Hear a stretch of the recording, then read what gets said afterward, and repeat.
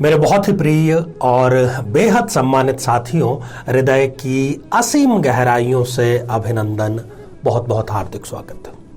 साथियों, पहली संतान अपने आप में खास होती है। पहली संतान इसलिए भी खास होती है क्योंकि वो पहली है और वो पहली बार आपको माता या पिता बनने का एहसास दिलाती है। और पहली संतान इसलिए भी खास है क्योंकि वो आपके लिए या तो भाग्योदय कारक साबित हो सकती है या कई बार वो आपके लिए कुछ दुर्भाग्य कारक भी हो सकती है। दोनों ही बातें सत्य है। तो इस एपिसोड में और इस पूरी श्रृंखला में हम यही प्रयास कर रहे हैं कि आखिर जो पहली संतान होगी वो क्या होगी, उसकी क्या संभावना है। प्रत्येक लग्न के बारे में हम चर्चा कर रहे हैं और साथ ही ये भी चर्चा कर रहे हैं कि अभी तक आपने यदि संतान प्राप्त नहीं की है तो आप अपनी इच्छित संतान प्राप्त कर सकें। यदि आपने अपने लग्न से संबंधित एपिसोड नहीं देखा है तो आप यहाँ आई बटन में जो लिंक दिया गया है वहां जाकर के आप देख सकते हैं, विस्तार से जानकारी प्राप्त कर सकते हैं। आगे हम विस्तार से इस पर चर्चा करें इससे पहले एक बेहद जरूरी सूचना कि हम हमारे प्रत्येक एपिसोड के अंत में किसी न किसी जातक के प्रश्न का उत्तर देते हैं और ये जो प्रश्न है ये हमें प्राप्त होते हैं आप लोगों के ही द्वारा YouTube कमेंट के माध्यम से। तो साथियों, जब भी आपको अपना कमेंट लिखना हो उसके ठीक पहले आपको लिखना चाहिए #आचार्य चंद्रकांत और इसके बाद में आप अपना प्रश्न पूछें और साथ ही ये जरूर ध्यान रखें कि इसी एपिसोड से संबंधित एक सरल सा प्रश्न हम इसी एपिसोड के अंत में आपसे पूछेंगे जो आपके ज्योतिष को, नॉलेज को बढ़ाने वाला होगा।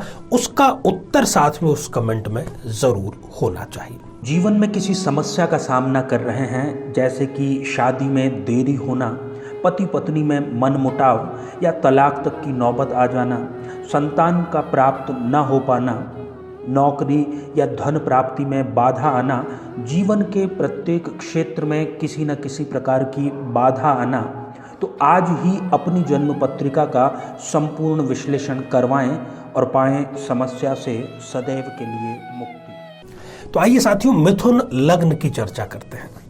मिथुन लग्न की ये जन्म पत्रिका है और लग्न में ही आप 3 नंबर का अंक लिखा हुआ देख रहे हैं।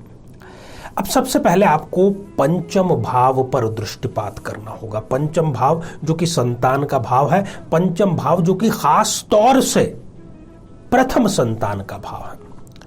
तो प्रथम संतान के इस पंचम भाव में यदि मिथुन लग्न की जन्म पत्रिका में शुक्र देव विराजमान है, अच्छी डिग्रियों में विराजमान है और यदि इनको शुक्र की दशा अंतर्दशा चल रही है तो बहुत प्रबलतम संभावना है कि इनके हाथ में जो पहली संतान आएगी वो एक पुत्र संतान होगी। हाँ, उसके बाद में द्वितीय संतान जरूर इनके कन्या के रूप में इनको प्राप्त हो जाएगी और ये स्वयं बड़े उच्च शिक्षित होते हैं और अपने संस्कारवान बच्चों को भी ये उच्च शिक्षा अवश्य ही प्रदान कराते हैं। साथियों, यदि इस जन्म पत्रिका में पंचम भाव में या फिर लग्न भाव में, इन दोनों में से कहीं पर भी बुध देव विराजमान है, अच्छी डिग्रियों में है, दशा अंतर्दशा चल रही है, तब भी ये संभावना है कि प्रथम संतान इस जातक जातिका के पुत्र के रूप में इनको प्राप्त होगी और वो इनके लिए भाग्योदय कारक भी साबित होगी। पंचम भाव में यदि बृहस्पति देव विराजमान है, पुत्र कारक है, खास तौर पर यदि इनको दशा अंतर्दशा भी बृहस्पति देव की चल रही है तो इनको पुत्र रत्न की प्राप्ति होगी। इनको स्वयं को और उस बच्चे को भी सभी सुखों का प्राप्ति गुरुदेव बृहस्पति के आशीर्वाद से ही होती है। साथियों, शनिदेव की बात करते हैं। यदि शनिदेव इस जन्म पत्रिका में पंचम भाव में विराजमान है, क्योंकि वो भी एक त्रिकोण के अधिपति हैं, दूसरे त्रिकोण में जाकर के बैठ जाते हैं, इनको भी प्रथम जो संतान है वो एक पुत्र के रूप में ही प्राप्त होगी। और यहां पर आप देख रहे हैं कि शनिदेव जो है वो अपनी उच्च राशि में जरूर विराजमान है। एक चीज यहां पर और कि इस जातक के विवाह में अनावश्यक देरी अवश्य होती है। इस जन्म पत्रिका में कहीं पर भी यदि शुक्र और गुरु ये दोनों युति करके साथ में विराजमान है तब इस जातक या जातिका को जो प्रथम संतान प्राप्त होती है वो कन्या संतान प्राप्त होती है और वो इनके लिए जबरदस्त भाग्योदय कारक होती है।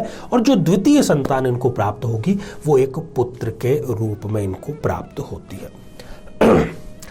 साथियों, यदि इसी जन्म पत्रिका में पंचम भाव में चंद्रदेव विराजमान हो जाएं, जो कि द्वितीयेश है इस जन्म पत्रिका में, तो जो प्रथम संतान है वो इनको एक पुत्री के रूप में प्राप्त होती है और ये अपने संतान पर, चाहे पुत्र हो पुत्री हो, खर्चा समान ढंग से करते हैं और बड़ी मात्रा में ये उनकी उच्च शिक्षा पर भी खर्च जरूर करते हैं।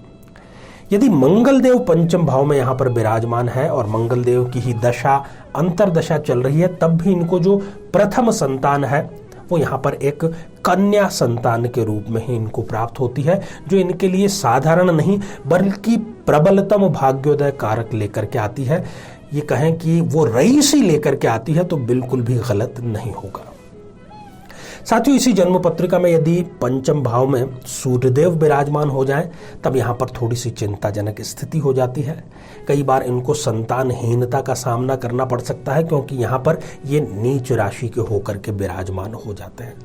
अब आपके मन में एक प्रश्न जरूर आ रहा होगा कि हमारे तो पंचम भाव में कोई भी ग्रह नहीं है, तब आप इसको दृष्टि भी समझ सकते हैं कि जिस जिस ग्रह की हमने चर्चा की उसकी यदि पंचम भाव पर दृष्टि है। एक और खास बात, जिस ग्रह की भी चर्चा की है यदि वो 0 डिग्री का या 28, 29 जैसी अंतिम डिग्रियों का हो जाए, तब फिर वो फलीभूत नहीं हो पाता है। साथियों, अब बात करते हैं उपाय की।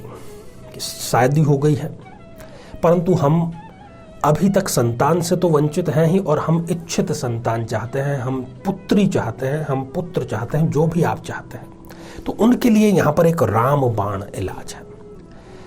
गर्भ जब आप धारण कर लेती हैं, बहनों को संबोधित कर रहा हूं, तो गर्भ अवस्था के प्रथम 3 माह तक आपको नागकेशर और मुल्तानी मिश्री, इन दोनों का मिश्रण गौ माता के दुग्ध के साथ में प्रातः काल ग्रहण करना चाहिए, 1 दिन के अंतर से, लगातार 3 माह तक, गर्भावस्था के प्रथम 3 माह तक। तो आप देखेंगे कि आपको अपनी इच्छित संतान अवश्य ही प्राप्त होगी।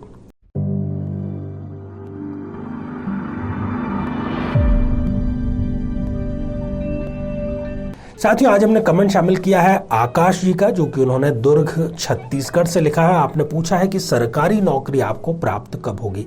देखिए, आपकी जन्म पत्रिका में योग कारक है मंगलदेव, लग्न में ही विराजमान है, तो आपको सरकारी नौकरी अवश्य मिलेगी। थोड़ा सा डीले जरूर उसमें हो सकता है, लगभग 2 से 2.5 वर्ष का। मंगलवार का व्रत आप आज से ही प्रारंभ कर दें, ताकि आपको और भी पुख्ता हो जाए कि सरकारी नौकरी का आशीर्वाद आपको मंगलदेव जरूर ही प्रदान करेंगे।